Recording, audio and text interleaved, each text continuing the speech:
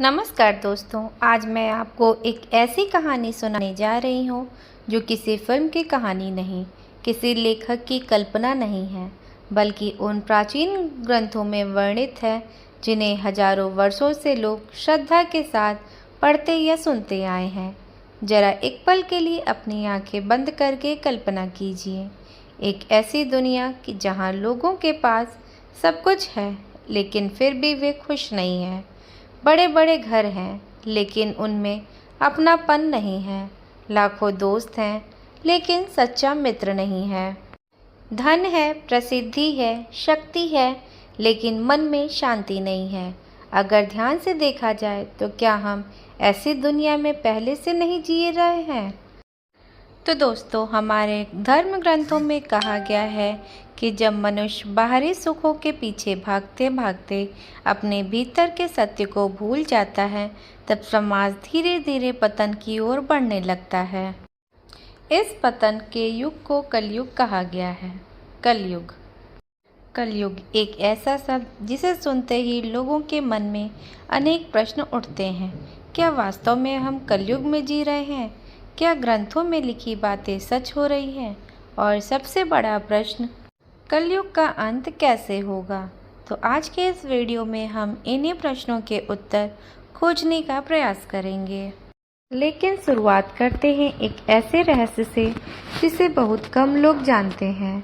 धर्म ग्रंथों के अनुसार कलयुग अचानक नहीं आया था। इसके आने के संकेत पहले ही दिखाई देने लगे थे। जब द्वापर युग समाप्त होने वाला था, तब धर्म के 4 स्तंभों में से 3 कमजोर पड़ चुके थे। सत्य कम हो रहा था, दया कम हो रही थी, तपस्या कम हो रही थी, और धीरे धीरे मनुष्य का मन भौतिक चीजों की ओर आकर्षित होने लगा था।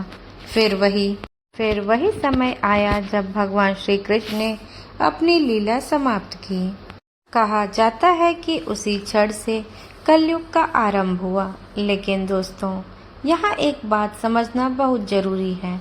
कलयुग का अर्थ केवल बुराई नहीं है, बल्कि एक ऐसी अवस्था है जहाँ मनुष्य को हर पल सही और गलत के बीच चुनाव करना पड़ता है। यही कारण है कि कलयुग को परीक्षा का युग भी कहा जाता है। गरुड़ पुराण में बताया गया है कि जैसे जैसे कलयुग आगे बढ़ेगा, मनुष्य का धैर्य कम होता जाएगा। लोग छोटी छोटी बातों पर क्रोधित होंगे, उन्हें प्रतीक्षा करना पसंद नहीं होगा, वे तुरंत परिणाम चाहेंगे, और जब परिणाम नहीं मिलेगा तो निराशा और तनाव बढ़ेगा। अगर हम अपने आसपास देख पाएंगे तो कि आज अधिकांश लोग किसी न किसी चिंता में जी रहे हैं। किसी को नौकरी की चिंता है, किसी को व्यवसाय की, किसी को भविष्य की, और किसी को अपने रिश्तों की। मानो मनुष्य के पास सब कुछ है, लेकिन संतोष कहीं खो गया है। तो दोस्तों, ग्रंथों में कहा गया है कि जब संतोष समाप्त हो जाता है, तब लोभ जन्म लेता है, और जब लोभ बढ़ता है, तब मनुष्य सही और गलत का अंतर भूलने लगते हैं। यही कलयुग का सबसे बड़ा प्रभाव माना गया है। धीरे धीरे धन को सबसे बड़ा लक्ष्य माना जाने लगता है। लोग यह नहीं देखते कि पैसा कैसे कमाया गया है, वे केवल यह देखते हैं कि पैसा कितना है। और यही वह समय होता है जब समाज का नैतिक संतुलन कमजोर होने लगता है। लेकिन यह तो केवल शुरुआत है, क्योंकि आगे जो संकेत बताए गए हैं वे और भी अधिक चौंकाने वाले हैं। कहा जाता है कि एक ऐसा समय आएगा जब रिश्तों का महत्व कम होने लगेगा। माता पिता जिन्होंने अपने बच्चों के लिए पूरी जिंदगी संघर्ष किया होगा, वही बच्चे बड़े होकर उन्हें बोझ लगने लगेंगे। भाई भाई के बीच संपत्ति के लिए विवाद होंगे, दोस्ती स्वार्थ पर आधारित होंगे, और प्रेम भी लाभ देखकर किया जाएगा। तो कल्पना कीजिए एक ऐसे समाज जहां हर रिश्ता किसी न किसी फायदे से जुड़ा हो। क्या ऐसा समाज वास्तव में खुश रह सकता है? शायद नहीं। और यही कारण है कि धर्म ग्रंथ बार बार प्रेम, करुणा और सम्मान को जीवन की आधार बताते हैं। लेकिन कलयुग की यात्रा यही नहीं रुकती। इसके बाद जो परिवर्तन आने वाला है वो पूरी मानवता को प्रभावित करेंगे। प्रकृति बदलने लगेगी, मौसम बदलने लगेंगे और मनुष्य अपने ही कर्मों का परिणाम देखने लगेगा। लेकिन अब जो बात मैं आपको बताने जा रही हूँ उसे गरुड़ पुराण में कलयुग का सबसे खतरनाक चरण माना गया है। कहा जाता है कि एक समय ऐसा आएगा जब मनुष्य प्रकृति को जीतने की कोशिश करेगा। उसे लगेगा कि वह सब कुछ नियंत्रण कर सकता है, धरती को, पानी को, हवा को और यहाँ तक कि जीवन को भी। लेकिन धीरे धीरे उसे एहसास होगा कि प्रकृति से बड़ा कोई नहीं है। ग्रंथों में वर्णन मिलता है कि कलयुग के आगे बढ़ने के साथ मौसम का संतुलन बिगड़ने लगेगा। जहाँ समय पर वर्षा होनी चाहिए वहाँ सूखा पड़ेगा, जहाँ शांति होनी चाहिए वहाँ विनाश होगा। लोग बार बार प्रकृति आपदाओं का सामना करेंगे। मनुष्य का मन भी बदल जाएगा। गरुड़ पुराण कहता है कि कलयुग में लोग बाहरी दिखावे को सच्चाई से अधिक महत्व देंगे। जो व्यक्ति अच्छा दिखेगा वही अच्छा माना जाएगा, चाहे उसके कर्म कैसे भी क्यों ना हो।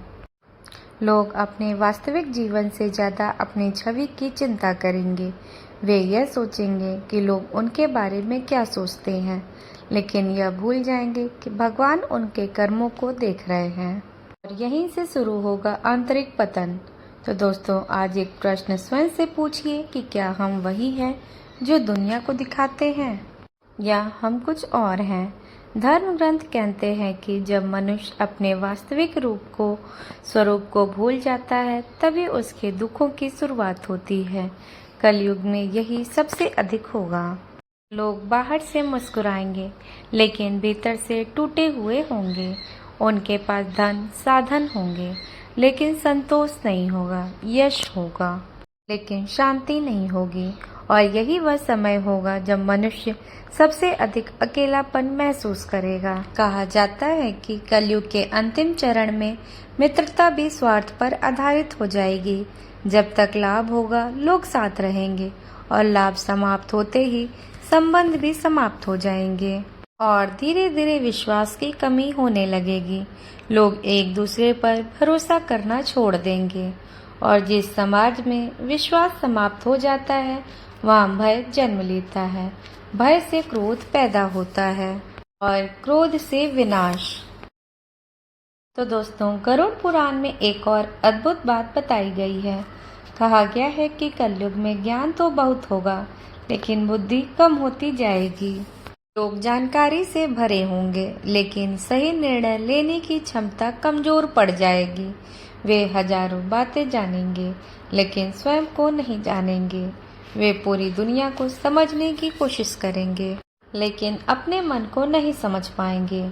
और यही कारण है कि धर्म ग्रंथ आत्मज्ञान को सबसे बड़ा ज्ञान मानते हैं। स्वयं को नहीं जानेंगे क्योंकि जो स्वयं को जान लेता है उसे संसार की बहुत सी उलझनें परेशान नहीं कर पाती। लेकिन दोस्तों, अभी सबसे बड़ा रहस्य बाकी है, क्योंकि ग्रंथों के अनुसार एक समय ऐसा भी आएगा जब धर्म केवल पुस्तकों तक सीमित रह जाएगा।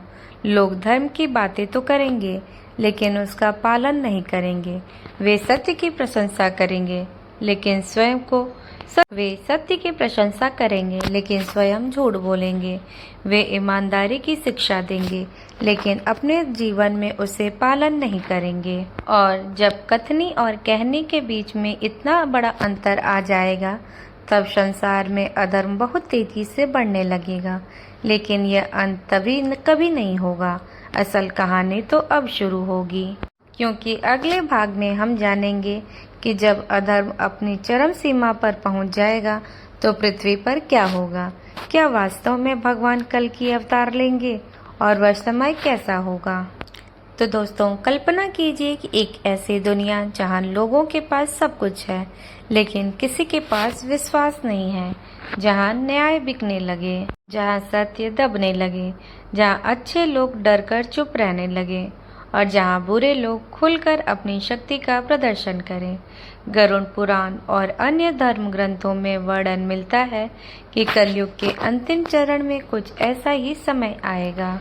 धीरे धीरे अधर्म इतना बढ़ जाएगा कि लोगों को सही और गलत का अंतर समझना कठिन लगने लगेगा। जो व्यक्ति झूठ बोलेगा उसे बुद्धिमान कहा जाएगा, जो धोखा देगा उसे सफल माना जाएगा और जो सत्य के मार्ग पर चलेगा उसे मूर्ख समझा जाएगा। तो दोस्तों, इतिहास गवाह है कि जब भी संसार में अधर्म बढ़ा है तब किसी न किसी रूप में परिवर्तन अवश्य आया है। लेकिन कलयुग का परिवर्तन साधारण नहीं होगा। यह एक ऐसे दौर की शुरुआत होगी जहां मनुष्य अपने कर्मों का परिणाम स्वयं दिखने लगेगा। धर्म ग्रंथ कहते हैं कि कलयुग के अंतिम समय में लोगों के भीतर दया कम होती जाएगी। दूसरों का दुख देखकर भी लोगों का हृदय नहीं पिघलेगा। तो दोस्तों, आपको क्या लगता है कि क्या आज दुनिया में कलयुग के संकेत दिखाई दे रहे हैं और क्या मनुष्य फिर से धर्म और सत्य की ओर लौट सकता है? अपनी राय कमेंट में जरूर बताइए। अगर आपने यह वीडियो यहाँ तक देखी है तो कमेंट में जय श्री कृष्ण अवश्य लिखें। वीडियो पसंद आई हो तो लाइक करें, चैनल को सब्सक्राइब करें और ऐसे ही रहस्यमय और ज्ञानवर्धक विषयों के लिए जुड़े रहिए। मैं आपसे फिर मिलूंगी एक नई कहानी, एक नए रहस्य के साथ। तब तक के लिए जय श्री राधे।